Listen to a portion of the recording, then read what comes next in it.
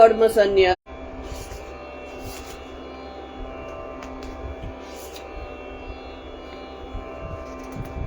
29টা শ্লোক আছে, আমাদের বেশ অনেকটাই হয়ে গেছে। 18 নম্বর অবধি আমাদের হয়ে গেছে, আমরা 19 নম্বর থেকে আজকে শুরু করব। প্রণাম মন্ত্র দিয়ে আমরা স্টার্ট করছি।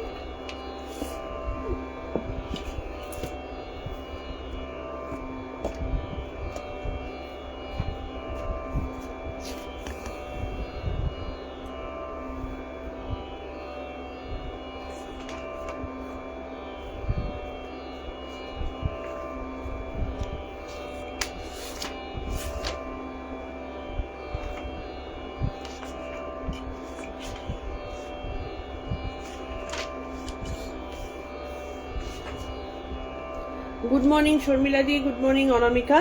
আমরা স্টার্ট করছি আমাদের পরবর্তী যতটা হয়েছিল সেখান থেকে।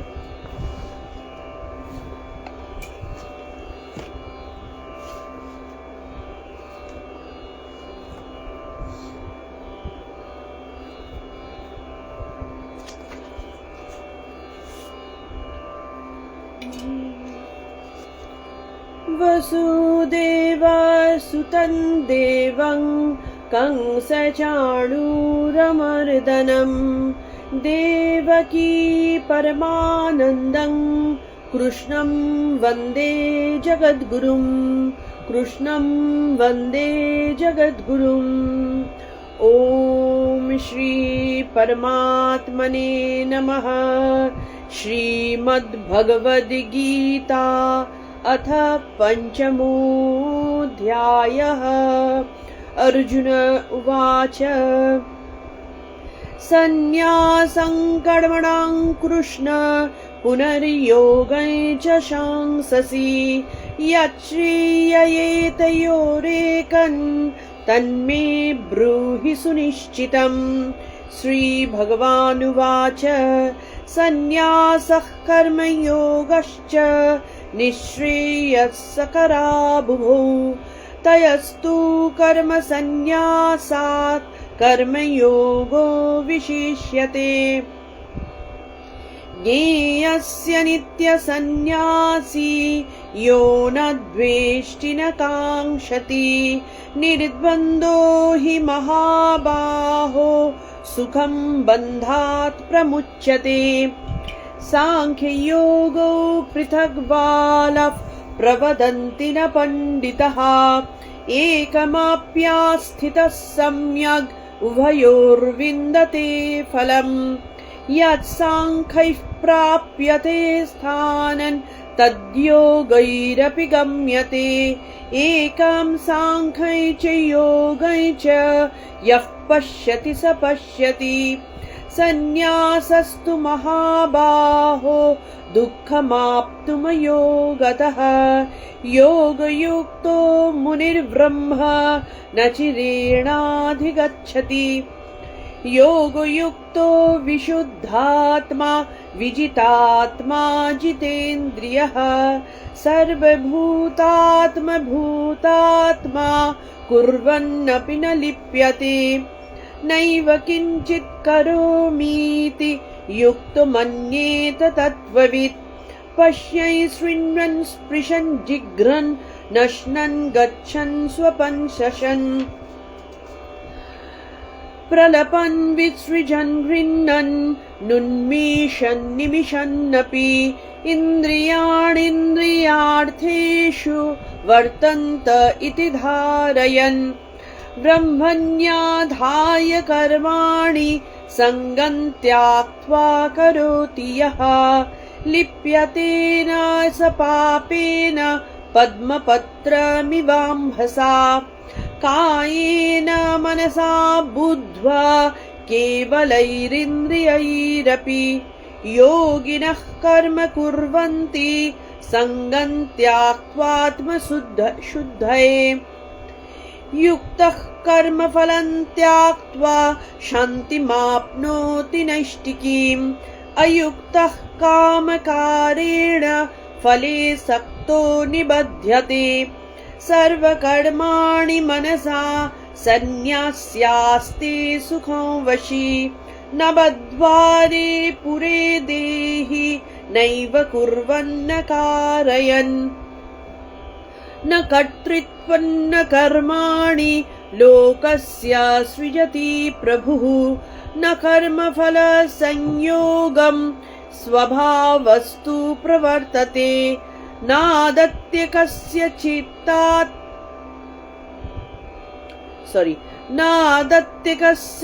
पापं न चैव सुकृतिं विभुः अज्ञानेन वृतै ज्ञानं तेन मुह्यन्ति जन्तवः ज्ञानेन तु तदज्ञानै येषान्नाशितमात्मनः तेषामादित्यवज्ञानं प्रकाशायति तत्परम् तद्बुद्धयस्तदात्मानस्तन्निष्ठास्तत्परायणः गच्छन्त्य पुनरावृत्ति ज्ञाननिर्धूतकल्मषः विद्या विनय सम्पन्ने ब्राह्मणे गविहस्तिनि शूनि चैव श्वपाके च पंडिता समदर्शिनः।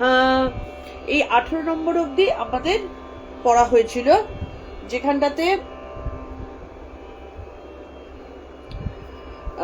যেখানে বলা হয়েছিল যে স্থিতপ্রজ্ঞের লক্ষণ, এটাই কিন্তু স্থিতপ্রজ্ঞের লক্ষণের মতনই বলা হয়েছিল যে যখন যোগী সেই পর্যায়ে পৌঁছায়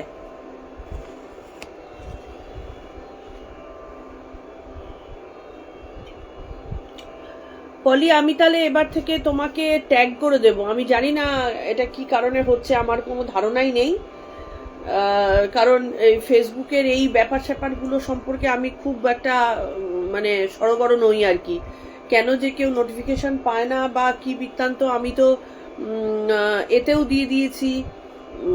তারপরে তোমার আমি এটাও আমাকে জানতে হবে যে কি করে লাইভ নোটিফিকেশনটা দেয়, আমার জানা নেই। সেটা যদি কারোর কাছ থেকে জানতে পারি তাহলে আমি এরপর থেকে লাইভ নোটিফিকেশনটা দিয়ে দেওয়ার চেষ্টা করব, না হলে তোমাকে ট্যাগ করে দিচ্ছি।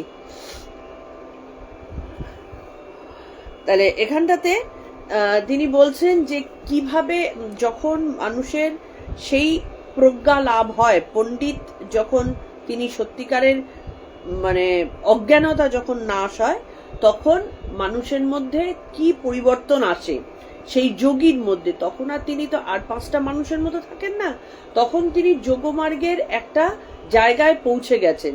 তাহলে তার মধ্যে একটা পরিবর্তন তো আসবে। কি পরিবর্তন আসে? তিনি সমদর্শী ভাবাপন্ন হন। তাহলে তার কাছে চণ্ডাল কি ব্রাহ্মণ, কি একটা কুকুর ছাগল, কি একটা গাছপালা, কি একটা মানুষ, সবার মধ্যে সমদর্শী ভাবাপন্ন, কোনো পার্থক্য তিনি করেন না বা কারোর জন্য তিনি আলাদাভাবে স্পেশাল কোনো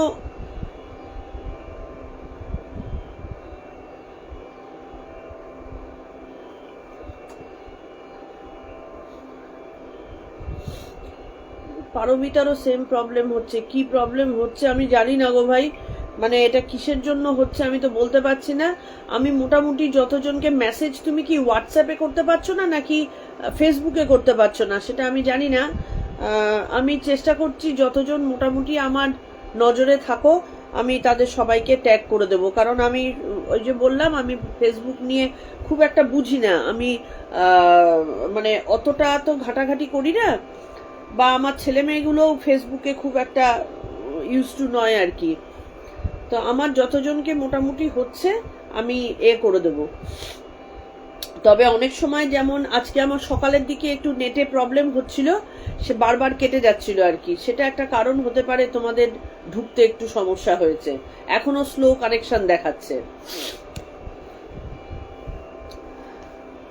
যাই হোক, আমরা ইয়েতে আসি।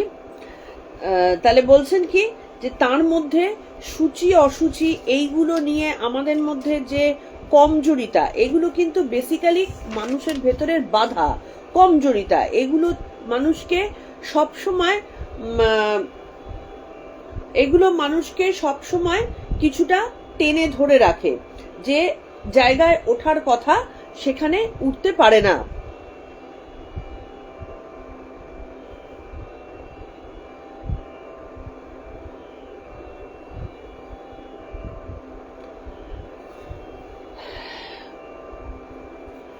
সে ভেদভাবকে উঠিয়ে দিয়ে থাকে, ভেদভাব তার মধ্যে থাকে না। এবার তার মানে কিন্তু এই নয় যে তার প্রতি তার মানে ভালো মন্দের বিচার ক্ষমতা তার চলে যায় না, তার কিন্তু ভালো মন্দের বিচার ক্ষমতাটা পূর্ণ মাত্রাতেই থাকে, সেটাতে কোনো সমস্যা হয় না। কোথায় পরিবর্তনটা আসে, তার মধ্যে যে উদ্বেল, হ্যাঁ মানে মানে কি বলবো, ভীষণভাবে। আচ্ছা, আমরা না এইটা নিয়ে বলি, এইটা নিয়ে কথা আমরা পরে বলবো, কারণ এই মেসেজগুলো পড়তে গিয়ে আমার গুলিয়ে যাচ্ছে আর কি। আমি যেটা বলতে চাইছি, আমাদের এই ক্লাসটা শেষ হয়ে যাক, ক্লাসটা শেষ হলে আমরা এইটা নিয়ে কথা বলবো কি করা যায়। কারণ ঢুকে পড়ার পরে না, তখন আমি যেটা বলতে চাইছি সেটা আমার নিজেরও একটু গন্ডগোল হয়ে যায় আর কি।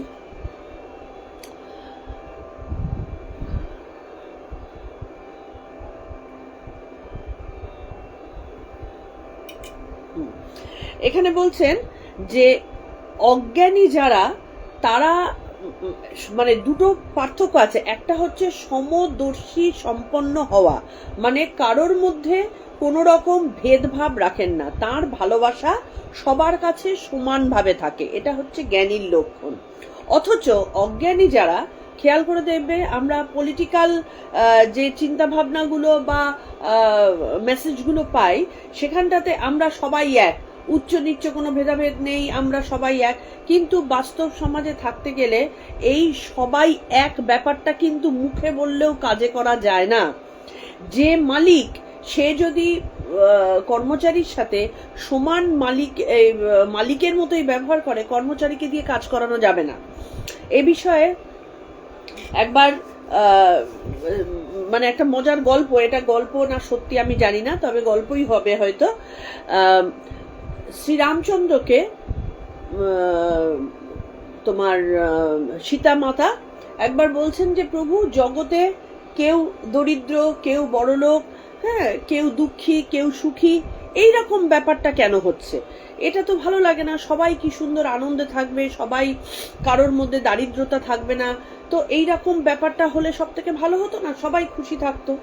তো রামচন্দ্র তখন বললেন যে বেশ তাই হবে, সবার মধ্যেই সুখ থাকবে, সবার মধ্যেই সমানভাবে অর্থ বন্টন করা হবে এবং কারোর কোনো রকম অভাব থাকবে না। এই করতে গিয়ে দেখা গেল যে যে চাষি, সে বলছে যে আমি চাষটা করতে যাব কেন, কারণ আমাকে যে অর্থের অভাবে যে আমাকে চাষ করতে হয়, তা আমার তো চাষের দরকার নেই, আমার কাছে তো টাকা পয়সা আছে, তো আমি চলে যাই, আমার সেই টাকা পয়সা নিয়ে জামা কাপড় যে বিক্রি করে তার কাছে আমি কিনতে যাব।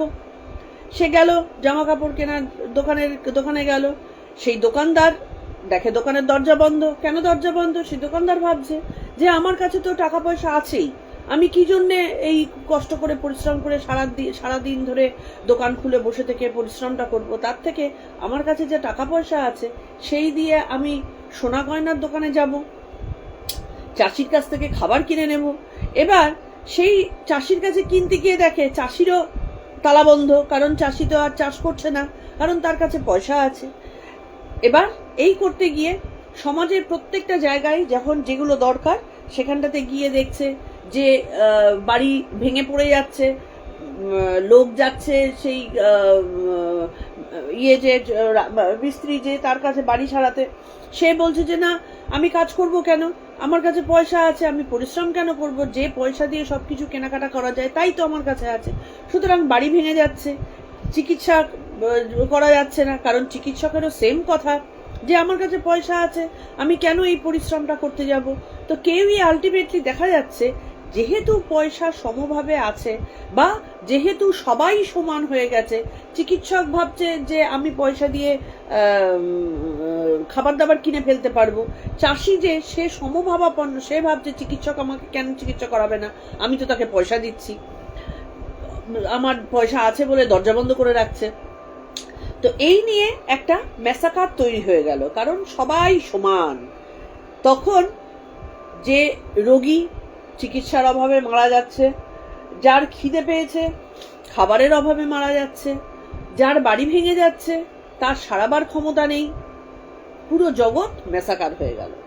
তখন সবাই হাহাকার পড়ে গেছে। সীতা মাতা বলছেন, এটা কিরকম হলো প্রভু? আমি তো সবার মধ্যে আনন্দ চেয়েছিলাম, সবার কাছে হাতে পয়সা থাকবে, সবাই আনন্দে থাকবে। তখন শ্রীরামচন্দ্র কি বললেন? তাহলে দেখো, সবাই সমান সমাজে যদি হয় তাহলে সমাজ চলে না। সমাজে কর্ম বিভাগ এবং অভাব থাকতে হবে। অভাব থাকলে তবেই গিয়ে মানুষ কাজ করবে।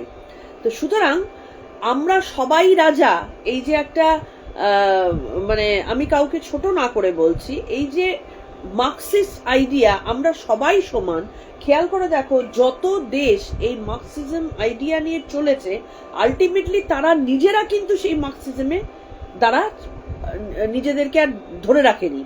তারা কিন্তু প্রত্যেকেই সেখান থেকে পরিবর্তিত হয়ে আলটিমেটলি যেটা স্বাভাবিক সেখানে এসেছে। সুতরাং এই যে আমরা সবাই সমান, এই রকম মানসিকতা যদি এখানে থাকে তাহলে সমাজ চলতে পারে না। সমাজে অভাবও থাকতে হবে, সমাজে কাজের নেসেসিটি সেটা থাকতে হবে, এবং প্রভু ভৃত্য কর্মচারী এই ভাগাভাগিও থাকতে হবে, তবেই একটা কর্মচারীকে দিয়ে কাজ করানো যাবে। না হলে কিন্তু কর্মচারীকে যদি প্রভুর সমকক্ষ হয়, কর্মচারী কোনোদিনও প্রভুর কথা শুনবে না। আর প্রভুকে যদি কর্মচারীর জায়গায় নামিয়ে আনা হয় তাহলে প্রভু তাকে অর্ডারও দিতে পারবে না। তো এটা কখনো হতে পারে না। তবে এই যে সমদর্শী সম্পন্ন ভাবাপন্ন যে যোগীদের কথা বলা হচ্ছে, তাদের তাহলে ব্যাপারটা কি হয়? তাদের কাছে ব্যাপারটা হচ্ছে, শ্রীরামচন্দ্র কি জাত বিচার করতেন, নাকি শ্রীরামচন্দ্র কাউকে ছোট করে দেখতেন? না, মহাযোগী যারা, তাদের কাছে সমভাবাপন্ন কথাটার মানে হচ্ছে তার ভালোবাসা সবার জন্য সমানভাবে আছে। কারোর জন্য তিনি এক্সট্রা বেনিফিট দিয়ে পাইয়ে দেওয়া এই রাজনীতি তিনি করেন না। তার কাছে ছুতোরও যা, রাজমিস্ত্রিও তা, রাজাও যা, প্রজাও তা, সমানভাবে গরু বাছুর কুকুর মানুষ সবার কাছে তিনি সমদৃষ্টিতে ভালোবাসা বন্টন করে যাচ্ছেন। তাহলে অজ্ঞানীর সাথে জ্ঞানীর পার্থক্য এখানেই। অজ্ঞানী প্রচুর লাফালাফি করে বলে যে আমরা সকলেই এক, এই করতে গিয়ে তারা গুণ বৈষম্য ভুলে যায়। গুণের মধ্যে একটা বৈষম্য আছে। আমার মধ্যে সত্যগুণ বেশি, কারোর মধ্যে রজগুণ বেশি, কারোর মধ্যে তমগুণ বেশি, কেউ রজগুণের দ্বারা কাজ করছে, রজগুণের মধ্যে আপ ডাউন আছে। তাহলে এই যে গুণ বৈষম্য, এইটা তারা ভুলে যায়। জ্ঞানী কিন্তু সেই ভুলটা কখনো করেন না। জ্ঞানী গুণ বৈষম্য কখনো ভোলেন না, কিন্তু সমদর্শী মানে সমভাবাপন্ন সবার মধ্যে তার ভালোবাসা সবার কাছে সমানভাবে পৌঁছচ্ছে, কাউকে কম কাউকে বেশি না। ঈশ্বর সবাইকে সমভাবে দেখেন, তার ভালোবাসা যার যতটা যেখানে প্রাপ্য সেখানে কোনো ফাঁকিবাজি নেই।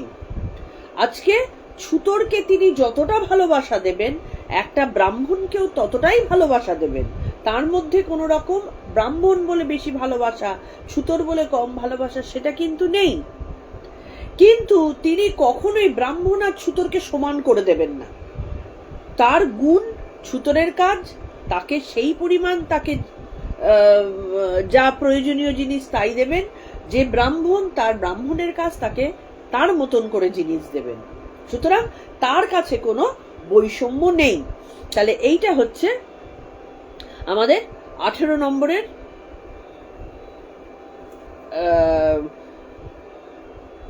মানে 18 নম্বরে আমাদের এইটা বলা হলো।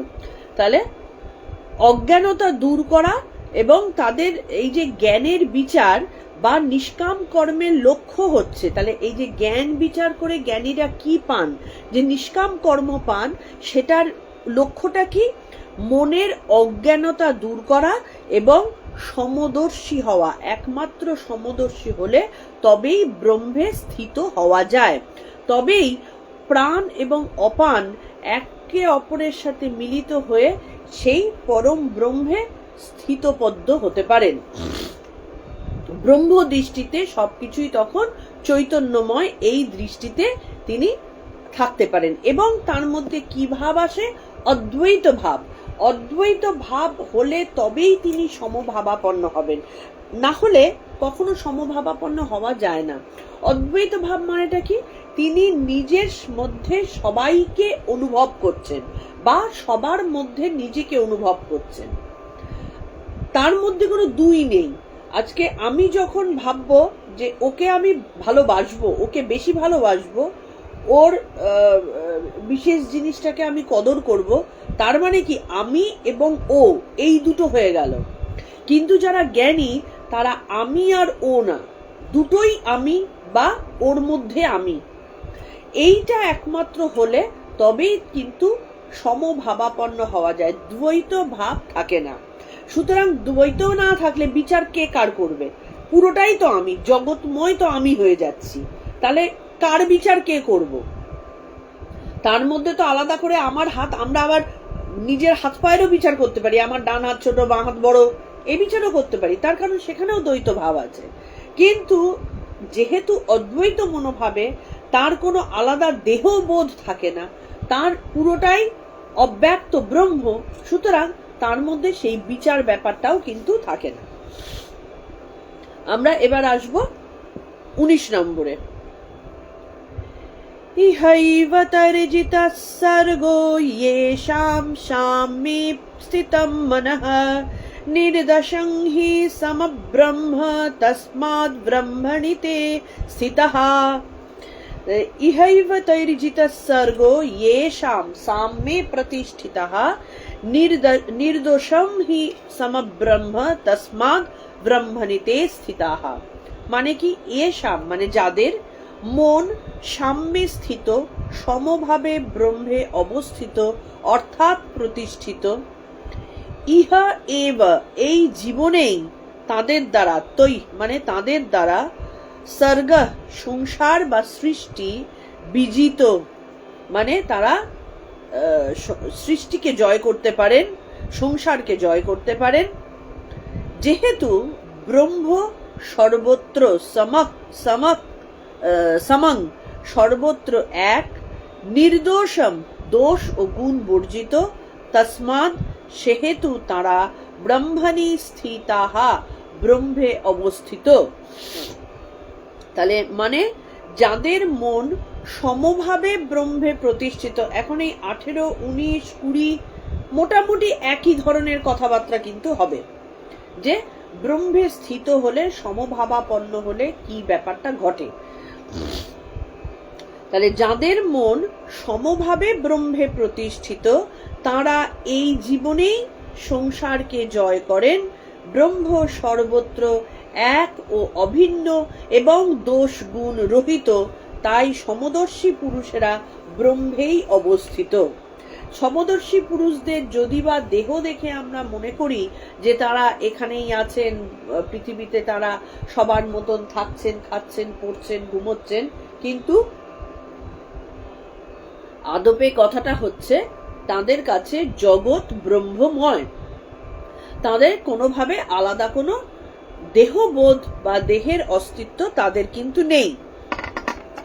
এবার বলছেন যে এই সংসারকে জয় করা, সংসারকে জয় করা কথাটার মানেটা কি?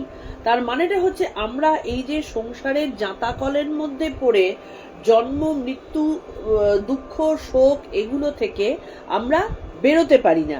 মানে যে মুহূর্তে আমি জন্মগ্রহণ করলাম, আমরা সাংসারিক বুদ্ধির মধ্যে আবদ্ধ হলাম, তখনই কিন্তু আমাদের দুঃখের শুরু হলো।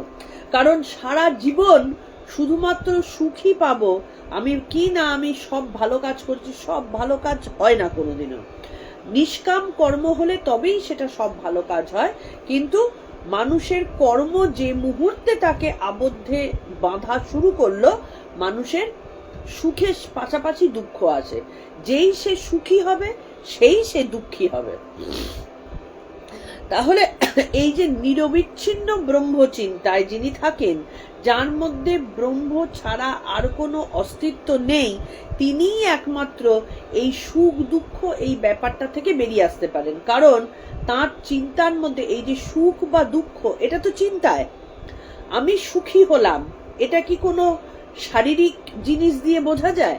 এটা কি কোনো মেটেরিয়ালিস্টিক জিনিস দিয়ে বোঝা যায়? না, সুখ অনুভূতি, এইটা একমাত্র অনুভব করা যায়। এটাকে কোনো মানে কঠিন বা তরল বা বায়বীয় পদার্থ দিয়ে বোঝানো যায় না।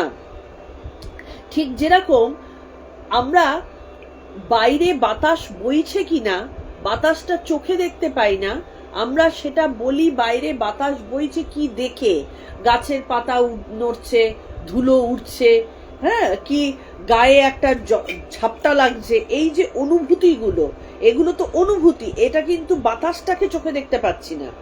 তাহলে ওই বাইরের অনুভূতিগুলো দিয়ে আমরা বলতে পারি যে বাতাসটা বইছে বা বইছে না। ঠিক তেমনি আমাদের যারা কি বলে সংসার জয় করে আনন্দে আছেন, তাদের সেই আনন্দটাও কিন্তু একটা অনুভূতি। তাহলে সেই দুঃখ বা শোক, এই অনুভূতিটা আসবে চিন্তনের মাধ্যমে। কারণ আমি চিন্তা করছি যে এইটা হলে আমার আনন্দ হচ্ছে, মানে ভেতরে একটা কিছু অনুভূতি হচ্ছে আর কি। কিন্তু যে মুহূর্তে আমার চিন্তাটাই ব্রহ্মে থাকবে, তখন বাইরের কোনো জিনিস আমাকে টাচ করছে কিনা এটা কি আমি বুঝতে পারবো? আমি কখনোই বুঝতে পারবো না, কারণ আমার চিন্তাটা তো ব্রহ্মে। এবার ব্রহ্মে থাকলে এই যে জিনিসটা, এটা কিন্তু একদিনে হয় না, এটা অভ্যাস করতে হয়। যে যখনই কোনো সুখ আসছে তখন অভ্যাসে মনের মধ্যে এই যে সুখ, এই যে আনন্দ, এটা আসছে আমার দেহের, এটা আমার ভেতরে মনের মধ্যে যে একটা আনন্দ অনুভূতির সৃষ্টি করছে, সেটা থাকবে না। কারণ কেন থাকবে না? কারণ আমি ওটাকে অনুভব করছি এবং ওটা ক্ষণিকের। একমাত্র এই যে এখানে বলছেন যে এই অভ্যাসটা কিভাবে করতে হয়, যেহেতু আমাদের মন ইন্দ্রিয় স্বভাবতই বহির্মুখী, বারবার চেষ্টা করে বাইরের ওই বস্তু থেকে মনকে তুলে আনতে হবে। এইটা অভ্যেস। আমার ছেলে ভালো রেজাল্ট করেছে, আমার মনে আনন্দ হচ্ছে, এই যে আনন্দ, এটার থেকে মনটাকে তুলে আনতে হবে। তাহলে বলবে তাহলে কি আমি আনন্দ করব না? অবশ্যই আনন্দ করব, কিন্তু আনন্দটা এমন করব যেটা আমার শেষ হবে না, সেই আনন্দ করব। এই আনন্দ তো দুদিন বাদে আবার শেষ হয়ে যাবে। ছেলে ভালো রেজাল্ট করলো, এইটা একটা আনন্দ হলো, এটা তো থাকলো না, কারণ দুদিন বাদে ছেলে যখন ভালো চাকরি পাবে তখন তো আনন্দটা চেঞ্জ হয়ে যাবে। আমার ছেলে ভালো চাকরি পেলো, তাহলে ওই যে আনন্দটা তো শেষ হয়ে গেল। কিন্তু যিনি ব্রহ্মজ্ঞানী বা যিনি ব্রহ্মে স্থিত বা যিনি আত্মদর্শী, তিনি একরকম ভাবে আনন্দে স্থিত থাকেন। ওই ভালো রেজাল্ট করা ছেলেটাই যখন বাবা মাকে ফেলে বিদেশ চলে যাবে, বাবা মা যখন বৃদ্ধ অবস্থায় ছেলেকে কাছে পাবে না, তখন সেই আনন্দটা তো শেষ হয়ে গেল। ওই যে ছেলে ভালো রেজাল্ট করেছিল সেটা শেষ হয়ে ছেলে ভালো চাকরি পেল, তার আনন্দ হলো। কিন্তু যখন বৃদ্ধ অবস্থা আসবে, যখন আমার ছেলের হাতের প্রয়োজন হবে, আমি পাচ্ছি না, তাহলে ওই আনন্দটা তো শেষ হয়ে গেল, তা থাকলো না তো। আবার যদি সেই ছেলে বেয়াদব ছেলে হয়, তাহলে বাবা মাকে কষ্ট দিয়ে যন্ত্রণা দিয়ে সে আরো ভালো কাজ করবে আর কি, তাহলে আমাদের তো লাভ হলো না কোনো। কিন্তু যিনি ব্রহ্মজ্ঞ মানে পুরুষ, তিনি কি করেন, এমন ভাবে নিজেকে মানে তৈরি করে ফেলেন যে ওই যে আনন্দের তরঙ্গ, সেটা সব সময় ভেতরে রয়েছে, সেটার থেকে তিনি আর বাইরে আসছেন না। এই যে এটা কেন হয়, কখন হয়, এটা একটা খুব মজার জিনিস। এটা পরে আছে কিনা আমি জানি না।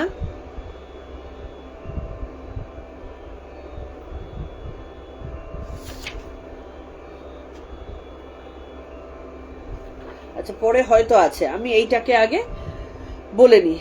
তাহলে এবার এখানে আসছে একটাই চিন্তা, ব্রহ্মচিন্তা। এবার বেদান্ত সার গ্রন্থে রয়েছে যে অদ্বিতীয় বস্তু, যার কোনো দ্বিতীয় হয় না, সেই অদ্বিতীয় বস্তুটাই ব্রহ্ম বা পরমাত্মা।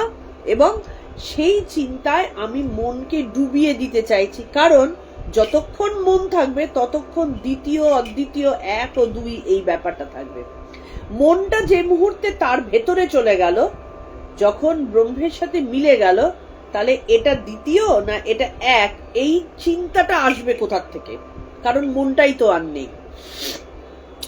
তাহলে আমাদের যখন ধ্যান হবে, যখন চিন্তা আসবে, তখন আমাদের এইটা অভ্যেসের মধ্যে আসতে হবে যে এটা ব্রহ্ম নয়, এটা ব্রহ্ম নয়।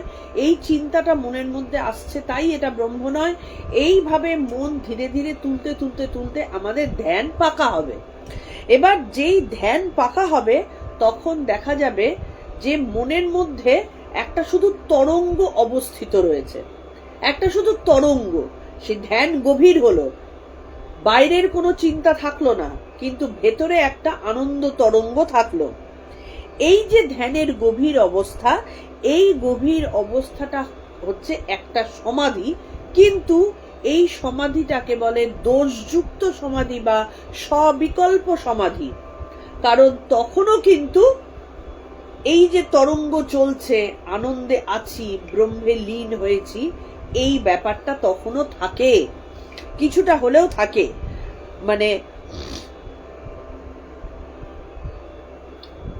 আমার ভেতরের পুরোটাইতেই আমি ঢুকে গেছি, কিন্তু আমি বুঝতে পারছি যে আমার ভেতরে আমি ঢুকেছি, আমার ভেতরকে দেখতে পাচ্ছি। দেখতে পাচ্ছি কথাটার মানেটাই হচ্ছে একটা আমি আছে, একটা তুমি আছে। কিন্তু এটাকে সবিকল্প সমাধি বলে। আরেকটা আছে নির্বিকল্প সমাধি, যখন সেই অস্তিত্বটাও আর থাকে না, আমি দেখতে পাচ্ছি সেটাও আর থাকে না, সেই জ্ঞানও আর থাকে না, কে দেখছে।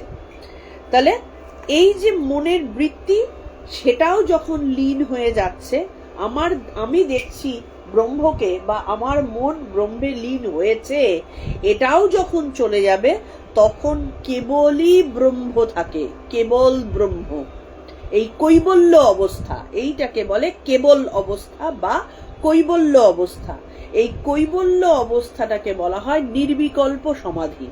এখানটাতে আর কোনো অস্তিত্ব থাকে না, শুধু ব্রহ্মই থাকেন। তখন সাধক জানেন যে এটাই ব্রহ্ম, মানে ব্রহ্মই ব্রহ্ম, আর কিছু নেই। তার আগে অবধি কিন্তু ব্রহ্মের একটা অস্তিত্ব সাধকের কাছে থাকে, কিন্তু নির্বিকল্প সমাধিতে আর কোনো অস্তিত্ব থাকে না। ব্রহ্মজ্ঞ পুরুষ যিনি, তিনি তাই জগৎকে কখনো বর্জন করেন না। তিনি ব্রহ্মের অস্তিত্ব এই জগতের মধ্যে অনুভব করেন, যে এই জগতে সবকিছু আছে। ঠাকুর ওই জন্য বলছেন না যে জগৎ সত্য, ব্রহ্মও সত্য। যখন সাকারও সত্য, নিরাকারও সত্য। তাহলে যিনি একেবারে সেই ব্রহ্মজ্ঞ পুরুষ, তিনি বুঝেছেন যে এই যে জগৎ বলে যে একটা পদার্থ রয়েছে, এটাও ব্রহ্মই। তিনি আরেকটা রূপে নিজেকে প্রকাশ করেছেন, এই বোধটা তিনি থাকেন। কিন্তু তিনি কি করেন? বোধ করতে থাকেন যে সবকিছুর মধ্যেই তো আমি, এখানেও আমি, ওখানেও আমি, ইট কাঠ বালি পাথর গাছপালা পশু পাখি সবকিছুর মধ্যেই তো আমি। সুতরাং তার মধ্যে তখন কি হয়? ওই যে ভালোবাসা, যে ভালোবাসা বা ভালো লাগাটার কোনো শেষ হয় না, সেইটাকে তিনি অনুভব করেন। আমরা যে বলি না যে আমরা ওকে ভালোবাসি, ওকে ভালোবাসি, বেসিক্যালি আমরা কাউকে ভালোবাসি না। ভালোবাসি হচ্ছে তার কাছ থেকে পাওয়া জিনিসটাকে। কোন জিনিস? হয়তো মেটেরিয়ালিস্টিক জিনিস না, আমি অমুককে ভালোবাসি, অ্যাকচুয়ালি অমুককে না। তার কাছ থেকে যে ভালোবাসাটা পাচ্ছি, তার কাছ থেকে যে কেয়ারিংটা পাচ্ছি, তার কাছ থেকে যে আমার অস্তিত্বের একটা স্ট্যাম্প পাচ্ছি, সেইটাকে আমি ভালোবাসি। ভালোবাসা তখনই হবে যখন সবার মধ্যে আমি দেখতে পাবো আমাকে, তবেই সেটা ভালোবাসা বলে।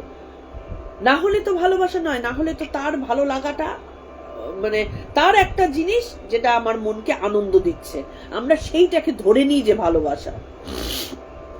এমনকি সন্তানের সাথে মায়ের ভালোবাসার যে আমরা উদাহরণ দিই, যার মধ্যে কোনো স্বার্থ নেই, সেখানেও ভালোবাসা নেই। কারণ সন্তানের সেই সন্তান সুখ, ছোট ছোট আধো আধো বুলি, তার মায়ের প্রতি ভালোবাসা, তার মায়ের গায়ে তার টাচ, এই যাকে আমরা ভালোবাসি। সন্তানকে যখন ভালোবাসবো তখন তার ভেতরে আমি আমাকে দেখতে পাবো। সুতরাং সে যদি তখন খারাপও কথা বলে, সে যদি দুটো গালিও মারে, আমার মধ্যে কোনো হেলদোল হবে না, কারণ আমি সেটাকে আলাদা করে দেখব না। তাহলে এইটাকে বলা হয় সমদর্শী পুরুষ। তিনি তার সামনে কেন তিনি সমদর্শী হতে পারেন, এটাই হচ্ছে তার প্রমাণ, এটাই হচ্ছে তার কারণ। কারণ তিনি যখন কারোর মধ্যে খারাপ দেখতে পাচ্ছেন, বা তিনি যখন দুঃখকর কিছু দেখতে পাচ্ছেন, ওটা যে দুঃখ সেই বোধটা তার নেই। তিনি দেখছেন যে ওটাও তো ব্রহ্ম, ব্রহ্ম এই রূপে আমার কাছে এসেছেন, ব্রহ্ম সুখ রূপে আমার কাছে এসেছেন, ব্রহ্ম দুঃখ রূপে এসেছেন। ব্রহ্মের রূপটাকে তিনি শুধু অনুভব করতে থাকেন এবং তার মধ্যে নিজেকে অনুভব করেন। তাহলে এই দুই মিলেমিশে একটা ঘন্ট মতন হয়ে যায় আর কি। সেই কারণে তার কাছে দুঃখ যেমন, তার কাছে সুখও তেমন। তিনি দুঃখেও ভেঙে পড়ছেন না, সুখেও আনন্দিত হচ্ছেন না। এবার মানে বোঝা গেছে কি যে কেন, মানে কিভাবে সুখ দুঃখকে সমভাবে নিতে হয়। অ্যাকচুয়ালি সুখ দুঃখ সমভাবে নেওয়ার ক্ষমতা আজকে আমাদের নেই, আমরা সেটা বোধে আনতে পারি না, কিন্তু অভ্যাসের মাধ্যমে ধীরে ধীরে হয়। একটু একটু করে হাঁটি হাঁটি পা পা করলে হয়। যে যখন দেখতে পাবে, খেয়াল করে দেখো, যখন আমরা ছোট ছিলাম, যখন আমরা ধরো ক্লাস 5, 6, 7-এ পড়ি, কেউ আমার নামে দুটো বাজে কথা বললে, বা বন্ধু বান্ধব যদি টিচারের কাছে নালিশ করতো, আমাদের গায়ে লাগতো। সেই বন্ধুর সাথে আমরা আড়ি করে দিতাম, কি সেই বন্ধুকে সাথে ঝগড়া করতাম, এরকম একটা ব্যাপার ছিল। যখন বড় হলে তখন খেয়াল করে কি তো আমরা প্রত্যেকেই দেখিনি যে সেইটা আর গায়ে লাগছে না, কে আমার নামে কি বললো, হ্যাঁ, অত ছোট ছোট বিষয়গুলো, আমার টিফিন খেয়ে নিয়েছে, হ্যাঁ, কি আমার ব্যাগটাতে হাত দিয়েছে, আমার চুল ধরে টেনেছে, এই জিনিসগুলো আর গায়ে লাগছে না। তার মানেটা কি, আমরা ওই ব্যাপারটাতে অন্তত নিজেদেরকে সমদর্শী করতে পেরেছি, ওটা আমাদের কাছে আর বিষয় হচ্ছে না। কিন্তু বিষয় কোনটাতে হচ্ছে, আমরা যখন কেউ আমাদের ধরো চরিত্র নিয়ে কোনো কথা বললো, কি কেউ আমাদের অপমানজনক কিছু কথা বললো, আমাদের গায়ে লাগছে। তার মানে আমরা এখনো সমভাবাপন্ন হচ্ছি না, ওইটাকে সমানভাবে নিতে পারছি না, আমরা অভ্যেস করিনি তাই। কিন্তু এটা অভ্যেস করলে ধীরে ধীরে, আমার ধারণা বহুজনেরই তোমাদের মধ্যে হয়েছে, ও কে কি বললো কিছু গায়ে লাগছে না। সেটা কতটা গায়ে লাগছে না সেইটাকে একটু বিচার করে নিলেই বোঝা যায় যে আমরা কতটা সমদর্শী হতে পারছি। কিন্তু প্রত্যেকে আমরা হতে পারি, সেই ক্ষমতা রাখি। শুধু আমার গায়ে লাগলো, আমাকে খারাপ কথা বললো, এই আমিত্বটাকে যদি বর্জন করে দেওয়া যায়, তাহলে সেই ভাবটা ধীরে ধীরে চলে আসে অভ্যাসের মাধ্যমে। তখন পাখির চোখ দিয়ে শুধু নাটকের মতন করে জিনিসগুলো দেখতে হয়, ওটা করলো, ওটা বললো, এরকম হলো, মজার খেলা, সেই খেলাগুলো শুধু দেখতে হয়, আর কিছু আমাদের তখন নজরে আসবে না। তো এইভাবে আমরা মনের বৃত্তিগুলোকে দূর করতে পারি। এই যে তার কারণ হচ্ছে, যখন আমরা বুঝতে পারবো সর্বভূতে আমি রয়েছি, তখনই একমাত্র আমাদের ভালোবাসাটা আসল রূপ পাবে। তার আগে অবধি আমাদের ভালোবাসাটা ভালোবাসা নয়, পুরোটাই হচ্ছে ট্রানজাকশনাল, পুরোটাই হচ্ছে আত্মকেন্দ্রিক। তাহলে তখন আমরা সবাইকে ভালো না বেসে পারি না, তার কারণ ওটার বাইরে আর কিছু নেই। তখন একটাই অনুভূতি থাকবে, ভালোবাসা। এই যে শ্রীশ্রীমা সারদা দেবীর একটা জীবনের ঘটনা এখানে বলা রয়েছে। মা বলছেন, ঠাকুরকে পুজো দিয়েছি মিষ্টি সন্দেশ, তার উপরে পিঁপড়ে ধরেছে, আমি মিষ্টি থেকে পিঁপড়েটাকেও ছাড়াতে পারছি না, দেখছি সবই যে ঠাকুর। একটা গ্রামের তখনকার দিনের অশিক্ষিতা বিধবা মহিলা, তার এই অনুভব হচ্ছে ওই পিঁপড়েটাও তো ঠাকুর, তিনি শুধু মুখে কথার কথা বলছেন না, তার সেটা অনুভবে আসছে। পটেও ঠাকুর, পিঁপড়েতেও ঠাকুর, এই হচ্ছে অদ্বৈত ভাব। কোন মানুষ এই তত্ত্বকে বোধ করেন, একেবারে বোধে আসছে, অনুভূতিতে আসছে, তখনই তিনি সমভাবাপন্ন হতে পারেন।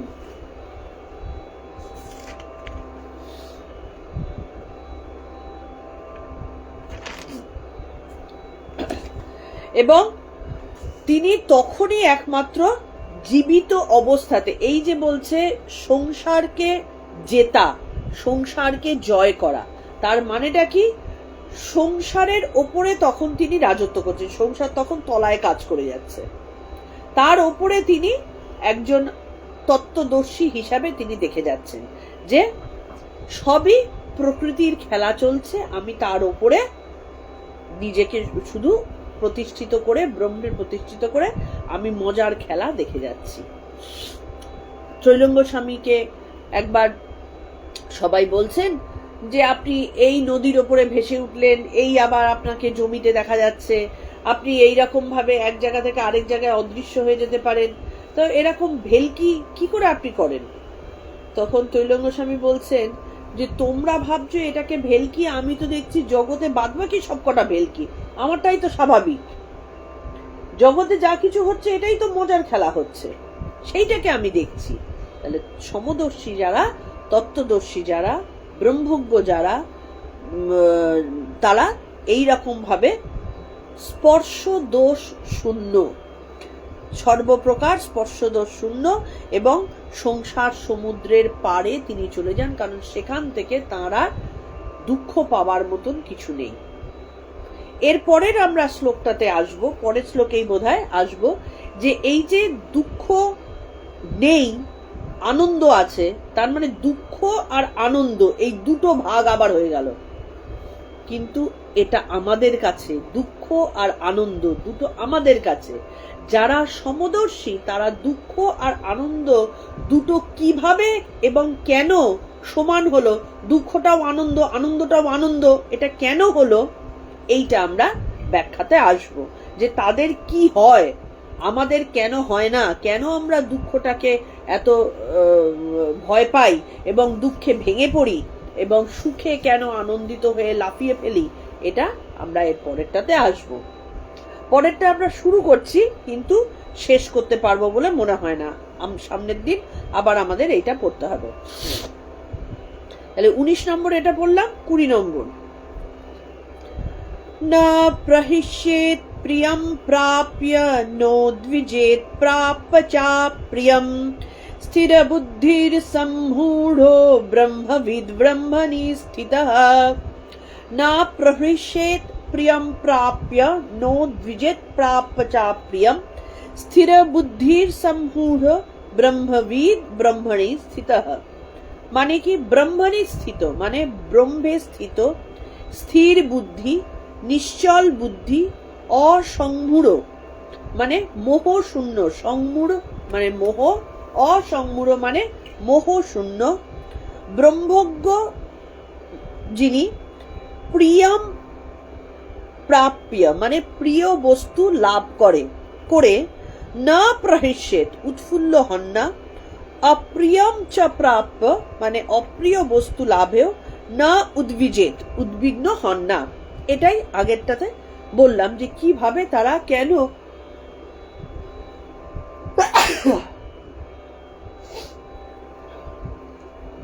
এটা কিভাবে তাদের মধ্যে আসে, সরি, কেন তারা কোনো বস্তু লাভে উত্তেজিত হন না, না লাভেও দুঃখিত হন না। ব্রহ্মজ্ঞ পুরুষ এখানে বলছেন স্থির বুদ্ধি, মোহ শূন্য এবং একমাত্র ব্রহ্মে স্থিত। অতএব তিনি প্রিয় বস্তু লাভে উল্লাসিত হন না এবং অপ্রিয় বস্তু লাভেও উদ্বিগ্ন হন না। এখানে ব্রহ্মজ্ঞান হলে অ্যাকচুয়ালি কি অবস্থা হয়, তাহলে তার মানেটা হচ্ছে ব্রহ্মজ্ঞ পুরুষ নিষ্ঠুর হন, বা ব্রহ্মজ্ঞ পুরুষের সাথে একটা পাগলেরও তুলনা করতে পারি। তার মধ্যে তাকে গালি দিলেও কিছু এসে যাচ্ছে না, দুটো ঢিল ছুড়লেও কিছু এসে যাচ্ছে না। তাহলে ব্রহ্মজ্ঞ পুরুষ কি পাগল? কি ব্রহ্মজ্ঞ পুরুষের কি মন, মানে তার মধ্যে কি মায়া মমতা নেই? নাকি তিনি দুঃখের জিনিসে তার আনন্দ হয়? ব্যাপারটা তা নয়। এটা হচ্ছে বুঝতে হবে, এটা একটুখানি নিজেদের বোধে বুঝতে হবে। আমাদের মধ্যে দুঃখ বা সুখ কোথার থেকে আসে? অভাব থেকে আসে। আমার মধ্যে ভালোবাসার অভাব আছে, সেই কারণে আমি ভালোবাসা চাইছি। তাই আমি একটা লোকের প্রতি, একটা জিনিসের প্রতি, একটা সন্তানের প্রতি, একটা বন্ধুর প্রতি আমার একটা সম্পর্ক তৈরি হচ্ছে। কেন সম্পর্ক তৈরি হচ্ছে? আমি বন্ধুর কাছ থেকে বন্ধুত্ব চাইছি, সন্তানের কাছ থেকে মাতৃত্ব চাইছি, মানে আমি মা হব সেই চাইছি, আমার ভালোবাসার যে মানুষটা তার কাছ থেকে আমি প্রেম চাইছি, কারণ আমাদের মধ্যে প্রেম নেই, অভাব। তাই আমি একটা গয়নার দোকানে গয়না কিনতে যাব। কেন যাব? কারণ আমার মধ্যে গয়নার অভাব আছে। আমরা বলতে পারি কোথায়, আমার তো প্রচুর গয়না আছে, তারপরেও আমার অভাব শেষ হয়নি, তাই আমি কিনতে যাচ্ছি। যখন অভাব শেষ হয়ে যাবে তখন কি আমাদের আর সেইটার প্রতি কোনো চাহিদা থাকবে? থাকবে না। যার মিষ্টি খেয়ে খেয়ে প্রাণ ভরে গেছে তার আর চাহিদা নেই, তার সামনে মিষ্টি রাখলেই বা কি, না রাখলেই বা কি, তার কিন্তু আর হাত বাড়িয়ে সে মিষ্টির দোকানে কিনতে যাবে না। আমি বলতেই পারি যে আমি আমার জন্য মিষ্টি কিনছি না, ওর জন্য কিনছি। তার মানে অভাবটা তো আমারই। আমার ভেতর থেকে মিষ্টি রসগোল্লা তৈরি করে ওকে দেওয়ার ক্ষমতা নেই, তাই আমি দোকানে যাচ্ছি কিনতে। আমার জন্য না, ওর জন্যই কিনছি, কিন্তু অভাব তো আমার রয়েছে। ঠিক তেমনি আমরা ভালোবাসার জিনিস বলো, যাই বলো না কেন, আমরা নেই বলে আরেক থেকে চাইছি। এবার যেই সেটা পেলাম না, আমার লাইফে দুঃখ আসলো। কারণ ধরো আমার মানে এটাকে কেউ পার্সোনালি নেবে না। ধরো আমার বাড়িতে কেউ একজন, আমার মা যেমন, যখন মারা গেছেন আমরা দুঃখ পেলাম। কেন দুঃখ পেলাম? কারণ আমাদের মধ্যে মায়ের মাতৃত্ব পাবার অভাব রয়েছে। এবার মায়ের মাতৃত্বটা চলে গেল শরীরের সাথে, সুতরাং আমরা দুঃখ পেলাম। ঠিক তেমনি আমাদের প্রত্যেকের বাড়িতে এমন কারোর বাড়ি তো নেই যে বাড়িতে কারোর কোনো মৃত্যু ঘটেনি, বা এমন কোনো মানুষ নেই যার বাড়িতে অশান্তি ঘটেনি। তাহলে সেই অশান্তি বা ভালো না লাগা বা দুঃখ পাওয়া, এই পুরো জিনিসটাই আসছে কিন্তু আমাদের অভাব বোধ থেকে। এইটা নেই, তাই আমি আনন্দিত নই।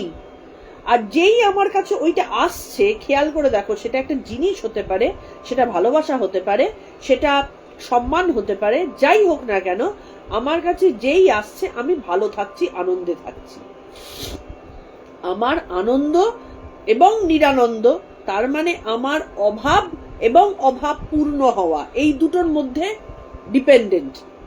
আমার অভাব আছে তাই আমি দুঃখিত, আমার অভাব পূর্ণ হয়ে যাচ্ছে, আমি আনন্দিত। কিন্তু যখনই কারোর অভাবটা পূর্ণ হয়ে যাবে, যার সবকিছু আছে, আমার চাহিদা এইটুকু খাবার, এইটুকু গয়না, এইটুকু ভালোবাসা, এইটুকু সম্মান, আমার এইটুকু দরকার, ঠিক এইটুকু আমার কাছে চলে এসেছে সমস্ত কিছু। আমি কি তখন আর অন্য চাইবো? চাইবো না, কিন্তু তাও আমরা চাই। আমাদের দরকার এইটুকু, এটুকু আসার পরে আমাদের দরকারটা হঠাৎ বেড়ে যায়, তখন আমরা এতটা চাই। এতটাও যখন পেয়ে যাই তখন আরো এতটা চাই। আমাদের দরকার শেষ হয় না, তার মানে অভাব শেষ হয় না। কিন্তু যিনি ব্রহ্মজ্ঞ পুরুষ, তার যেহেতু অজ্ঞানতা নাশ হয়ে যাচ্ছে, তিনি জানেন যে এই অভাবটা হচ্ছে আমার ক্রিয়েটেড, অভাবটা আসছে দ্বৈত ভাব থেকে।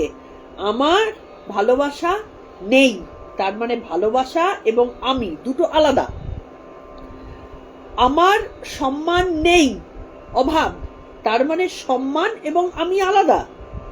কিন্তু যিনি ব্রহ্মজ্ঞ পুরুষ তিনি সবই ব্রহ্ম। কারণ এই কারণে বলে যে ঈশ্বর সর্বরূপী, সর্বব্যাপী।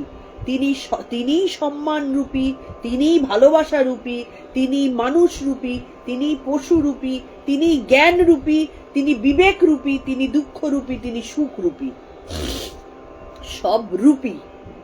তাহলে যিনি ব্রহ্মজ্ঞ তিনি দেখছেন যে আমার কাছে তো সবই আছে, কারণ পুরোটাই তো আমি, ব্রহ্মটাও আমি, গরুটাও আমি, মানুষটাও আমি, সবই আমি। তাহলে তার মধ্যে রসগোল্লার ইচ্ছে কি গয়নার ইচ্ছে কি সম্মানের ইচ্ছে, সম্মানটাকেও তো তিনি ব্রহ্মরূপে অনুভব করতে পারছেন। ঠিক যেরকম বাইরে হাওয়াকে চোখে দেখতে না পারলেও আমরা বুঝতে পারি, ঠিক তেমনি তিনি হয়তো বাইরের চোখ দিয়ে দেখছেন না, অন্তরের দৃষ্টি দিয়ে তিনি তো বুঝতে পারছেন, সম্মানটাকেও তিনি দেখতে পাচ্ছেন বস্তু বর্তন করে। তার কাছে সবই তো আছে, তিনি তো পূর্ণ কাম, তার মধ্যে আর কিচ্ছুর প্রয়োজনীয়তা নেই। তাহলে প্রয়োজনীয়তা যখন নেই, ঠিক যেরকম আমাদের প্রয়োজনীয়তা পূর্ণ হয়ে গেলে আমরা আনন্দে থাকি, তা তার তো সমস্ত প্রয়োজনীয়তা ননস্টপ পূর্ণ হচ্ছে, তাই তিনি সবসময় আনন্দিত, তার মধ্যে কোনো দুঃখ নেই। এবার তুমি বলতে পারো যে তাহলে ওর যদি কেউ মারা যায় ওই লোকটার, তিনি কি দুঃখ পাচ্ছেন না? তিনি বুঝছেনই না যে ওটা দুঃখ না কি, ওটা তিনি তার মধ্যে সেইটা আসছে না, কারণ তিনি দেখছেন বাজ পাখির দৃষ্টি দিয়ে, তিনি দেখছেন ঈশ্বর জ্ঞান রূপে, ঈশ্বর মৃত্যু রূপে, ঈশ্বর দুঃখ রূপে, ঈশ্বর সুখ রূপে আমারই কাছে আছেন। তিনি ওই মৃত্যুর মধ্যে তো নিজেকেই অনুভব করছেন সর্বরূপে তিনি। আমরা একটা খাড়া করে দিয়েছি মৃত্যু রূপে যমরাজ আসেন। আমরা যমরাজকে কি দেখেছি কখনো? মৃত্যুটাকে, তা মৃত্যুটা কি? শারীরিক একটা ইয়ে থেকে, একটা খোলস থেকে একটা কিছু বেরিয়ে গেল, আমরা সেটাকে বলছি মৃত্যু। তাহলে সেই মৃত্যুকে আমরা চোখে দেখতে পাচ্ছি না, আমরা তাকে কল্পনা করে নিয়েছি একটা যমরাজ, একটা দেবতা। তিনি সেটাকেও নিজের রূপে দেখছেন, ব্রহ্মরূপে দেখছেন। তাহলে তার তো ব্রহ্মময় জগৎটা। তাহলে তার সামনে যখন দুঃখ এসে উপস্থিত হচ্ছে, দুটো খারাপ কথা এসে উপস্থিত হচ্ছে, কি অসম্মান এসে উপস্থিত হচ্ছে, তার কাছে তো কোনো হেলদোল নেই, কারণ তিনি ওই রূপে দেখছেন, ওখানেও ব্রহ্ম রয়েছে। ঠিক এইভাবে ব্রহ্মজ্ঞ পুরুষ সম্পূর্ণভাবে আনন্দে পূর্ণ থাকেন, কারণ অপ্রিয়, তার কাছে কোনো অপ্রিয় বস্তু আসলেও তারা উত্তেজিত হন না, আবার আনন্দের প্রচুর জিনিস আসলেও তারা উদ্বেলিত হন না। আমাদের কাছে একটা আনন্দের জিনিস আসলে আমরা হৈ হৈ করে লাফিয়ে উঠি, কেন? কারণ আমাদের মধ্যে ওইটা ভ্যাকুয়াম ছিল, ওটা আমাদের মধ্যে ছিল না। আমাকে আমার ছেলে জন্মদিনে কেক বানিয়ে দিয়েছে নিজের হাতে, আমি আনন্দে ফেসবুকে প্রচুর ছবি টবি তুলে ইয়ে করে দিলাম, কেন? কারণ আমার ওইটা অভাব ছিল। যেই ছেলে আমার জন্য কেকটা বানিয়ে আমাকে উইশ করলো, কি গলা জড়িয়ে ধরে একটা ফটো তুললো, আমার সেইটা আমার মধ্যে এতটাই ভ্যাকুয়াম ছিল, এতটাই অভাব ছিল যে সেইটাতে আমি পাগলের মতো উচ্ছ্বসিত হয়ে উঠলাম, 10 জনকে বলে বেড়ালাম সবাই দেখুক। কিন্তু যিনি ব্রহ্মজ্ঞ পুরুষ, তার মধ্যে ওইটা আসবে না কখনো। ওই জন্য যিনি ব্রহ্মজ্ঞ গুরু, তাকে সবাই মনে করে এত টাকা দিলাম, এত জিনিস দিলাম, দামি দামি গিফট দিলাম, তাই দিয়ে খুশি করলাম। তিনি তাতে খুশি হন না। তিনি খুশি হন কখন? যখন তিনি অনুভব করেন যে আমার এই শিষ্য ব্রহ্মকে সেই রূপে দেখছে যা রূপে আমি দেখছি, শিষ্য আর আমি এক হয়ে গেছি। এইটা যখন তিনি অনুভব করেন তখন তিনি খুশি হন। কোনো জিনিস দিয়ে তাদেরকে তো খুশি করা যায় না, একত্ব অনুভবে তিনি খুশি হন যে তুমি আর আমি এক, ব্রহ্মে স্থিত হওয়া, স্থিতপ্রজ্ঞ হওয়া। সেই জন্য তাদের কাছে প্রিয়ও ব্রহ্ম, অপ্রিয়ও ব্রহ্ম। তার কাছে প্রিয় অপ্রিয় বলে আর কিছু থাকে না, তার কাছে কোনো ডুয়ালিটি বলে কিছু থাকে না। তাহলে সেই কারণে হিন্দু আচার্য যারা, আমাদের হিন্দু ধর্মে বলা হয় কি, সুখ দুঃখের ওপারে যাও।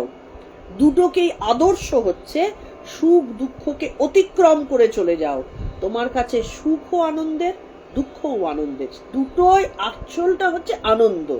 জীবন আনন্দময়, মৃত্যু আনন্দময়, জীবন মৃত্যুর ওপারও আনন্দময়, পুরোটাই আনন্দই আনন্দ। সৎ চিৎ আনন্দম, ঈশ্বরকে ওই কারণে বলা হয় সৎ, মানে তিনি আছেন, সত্য, চিৎ চেতনা, আনন্দম আনন্দময়, সৎ চিৎ আনন্দ, এটাই সত্য এবং এটাই আমাদের শাস্ত্র, এটাই আমাদের ধর্ম। তিনি আছেন এবং তিনি আনন্দময়, তার বাইরে আর কিছু নেই।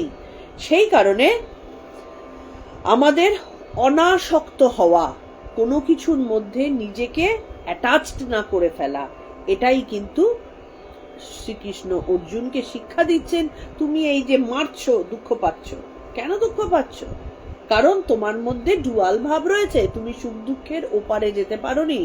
তুমি যেদিন ওপারে যাবে, যেদিন সমদর্শী হবে, সেদিন তুমি আসল ভালোবাসার অনুভূতি পাবে।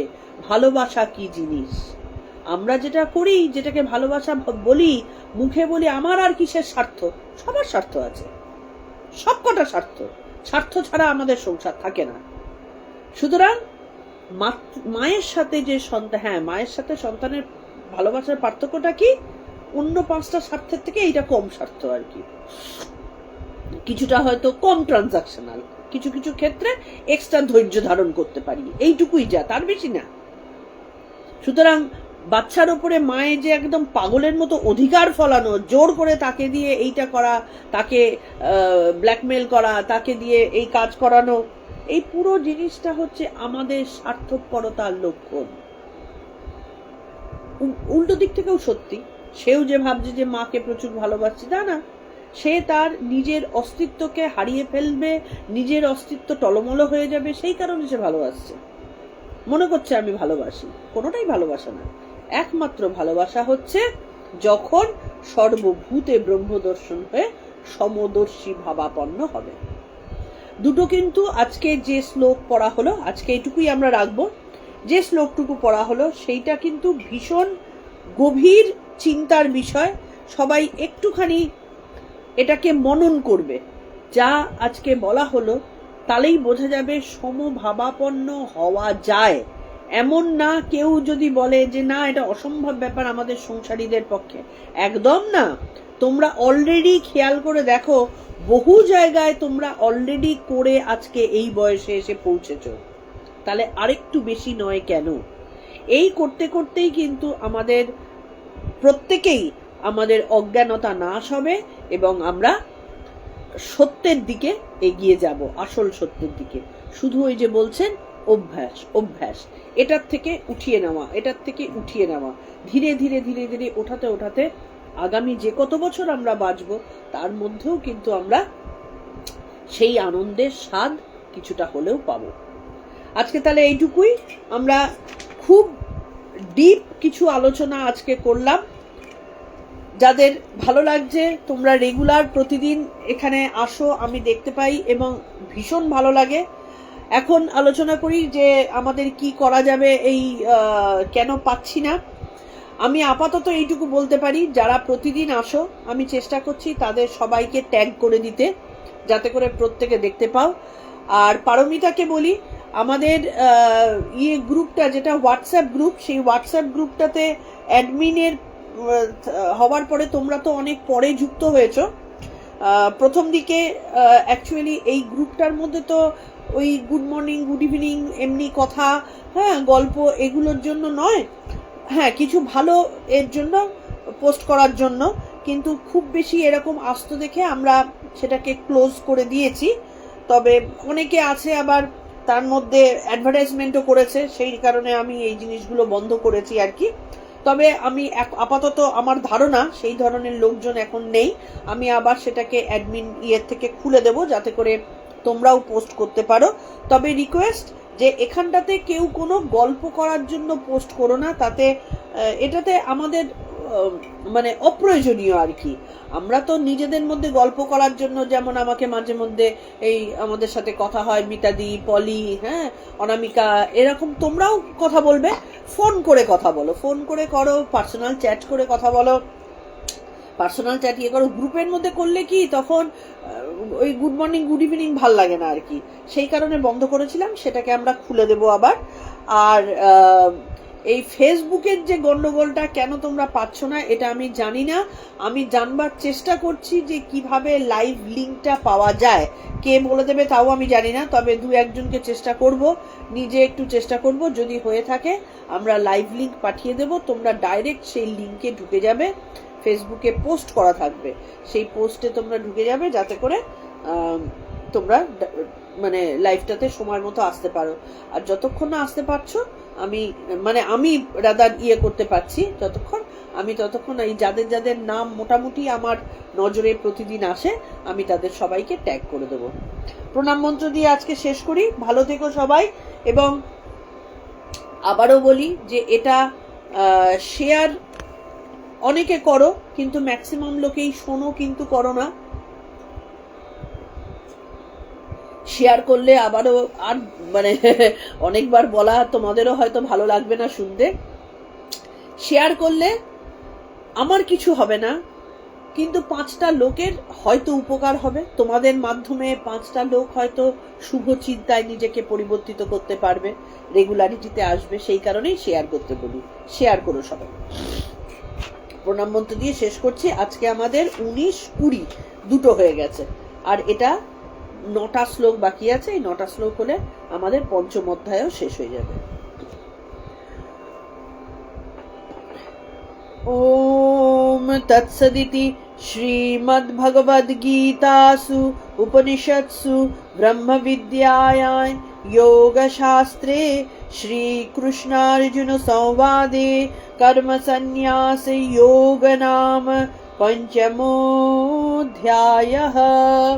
ओम श्री कृष्णार्पणमस्तु, ओम श्री कृष्णार्पणमस्तु, ओम श्री कृष्णार्पणमस्तु। ভালো থেকো সবাই, আর আমাদের নোটিশটার জন্য ওয়েট করো, নোটিশটা দেওয়া মানে আমাদের কিন্তু ক্লাসটা হবে।